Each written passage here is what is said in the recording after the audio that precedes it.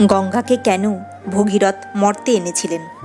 প্রাচীনকালে অযোধ্যার সূর্যবংশী রাজাদের মধ্যে রাজা সগরের নাম আসে, যাদের রাজ্য ছিল সমৃদ্ধ এবং সুখী। রাজা সগরের 60,000 পুত্র ছিল। একবার তিনি অশ্বমেধ যজ্ঞ করার সিদ্ধান্ত নেন। সেই যজ্ঞের জন্য তিনি একটি ঘোড়া এনেছিলেন। সে যেখানেই যাবে রাজা সগরের আধিপত্য প্রতিষ্ঠা করবে। তবে দেবরাজ ইন্দ্র সেই যজ্ঞ পছন্দ করেননি। তিনি আশঙ্কা করেছিলেন যে এই যজ্ঞ রাজা সগরের শক্তি বৃদ্ধি করবে এবং তিনি ইন্দ্রের সিংহাসনের জন্য বিপদ হয়ে উঠতে পারেন।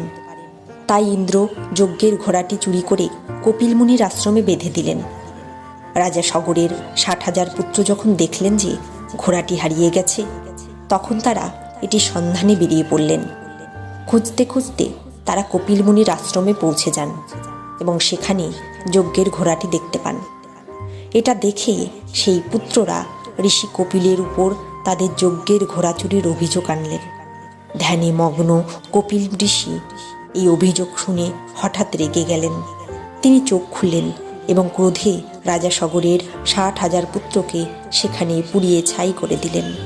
রাজা সগর যখন এই ঘটনাটি জানতে পারলেন, তখন তিনি অত্যন্ত দুঃখিত হলেন। তিনি তার একমাত্র জীবিত পুত্র অংশুমানকে তার ভাইদের মুক্ত করার উপায় খুঁজে বার করতে বললেন। অংশুমান কপিল মুনির কাছে গিয়ে প্রার্থনা করলেন, যার কাছ থেকে তিনি জানতে পারলেন যে গঙ্গা নদীর স্বর্গ থেকে পৃথিবীতে নেমে এসে তাদের ছাই স্পর্শ না করা পর্যন্ত তার ভাইদের আত্মার মুক্তি সম্ভব নয়। অংশুমান তার জীবদ্দশায় গঙ্গাকে পৃথিবীতে আনার অনেক চেষ্টা করেছিলেন, কিন্তু তিনি ব্যর্থ হন। তারপরে তার ছেলে দিলীপও এই চেষ্টা করেছিল, কিন্তু সেও এতে সফল হতে পারেনি। অবশেষে দিলীপের পুত্র রাজা ভাগীরথ যে কোনো মূল্যে গঙ্গাকে পৃথিবীতে আনার এবং তার পূর্বপুরুষদের মুক্ত করার প্রতিজ্ঞা করলেন। ভাগীরথ কঠোর তপস্যা শুরু করেন এবং বছরের পর বছর ধরে ভগবান ব্রহ্মার কাছে প্রার্থনা করেন। তার তপস্যায় সন্তুষ্ট হয়ে ভগবান ব্রহ্মা তার সামনে উপস্থিত হন এবং তার ইচ্ছা জানতে চান। ভগীরথ তার কাছে প্রার্থনা করেছিলেন যেন তিনি গঙ্গাকে পৃথিবীতে আনার পথ প্রশস্ত করেন। ব্রহ্মা তার প্রার্থনা গ্রহণ করেন এবং গঙ্গাকে পৃথিবীতে যেতে দেন। কিন্তু গঙ্গার একটি শর্ত ছিল যে তার প্রবাহ এত তীব্র হবে যে পৃথিবী তার ভার বহন করতে সক্ষম হবে না। তাই যদি এর প্রবাহ সরাসরি পৃথিবীতে পড়ে, তাহলে পৃথিবী ডুবে যাবে। এই কথা শুনে ব্রহ্মাজি রাজা ভগীরথকে ভগবান শিবের তপস্যা করার পরামর্শ দেন, যাতে তিনি গঙ্গার তীব্র প্রবাহ নিয়ন্ত্রণ করতে পারেন। এরপর ভাগীরথ শিবের তপস্যা করেন। তার কঠোর তপস্যার সন্তুষ্ট হয়ে ভগবান শিব তাকে বর দিয়েছিলেন যে তিনি তার জটানো চুলের মধ্যে গঙ্গার প্রবাহ সংগ্রহ করবেন এবং ধীরে ধীরে পৃথিবীতে ছেড়ে দেবেন।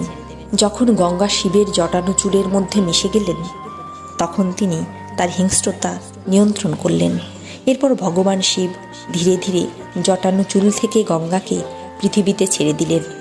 গঙ্গার এই প্রবাহ ভাগীরথের পিছনে পিছনে চলল এবং তিনি গঙ্গার পথ নির্দেশ করে তার পূর্বপুরুষদের মুক্তির দিকে এগিয়ে গেলেন। এভাবে গঙ্গার পবিত্র ধারা পৃথিবীতে প্রবাহিত হতে শুরু করে এবং আজ এটি ভারতের পবিত্র নদীগুলির মধ্যে একটি। যখন গঙ্গা পৃথিবীতে প্রবাহিত হয়েছিল, তখন এটি বিভিন্ন স্থানে বিস্তৃত হয়েছিল এবং বিভিন্ন নামে পরিচিত। হিমালয় অঞ্চলে তাকে ভাগীরথী বলা হয়, কারণ রাজা ভাগীরথ তাকে স্বর্গ থেকে পৃথিবীতে আনার জন্য চেষ্টা করেছিলেন। গঙ্গার প্রবাহ রাজা সগরের 60,000 পুত্রের সকলের আত্মাকে মুক্তিদান করেছিল। এর পবিত্র জলের স্পর্শে তাদের আত্মা মুক্তি লাভ করেছিল এবং তারা সকলেই স্বর্গলাভ করেছিল।